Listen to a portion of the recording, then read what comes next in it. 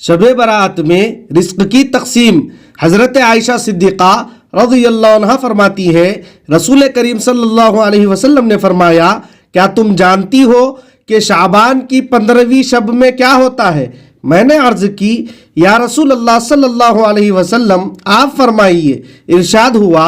آئندہ سال میں جتنے بھی پیدا ہونے والے ہوتے ہیں وہ سب اس شب میں لکھ دیے جاتے ہیں، اور جتنے لوگ آئندہ سال مرنے والے ہوتے ہیں وہ بھی اس رات میں لکھ دیے جاتے ہیں، اور اس رات میں لوگوں کا مقررہ رزق اتارا جاتا ہے۔ اللهم صل على سيدنا محمد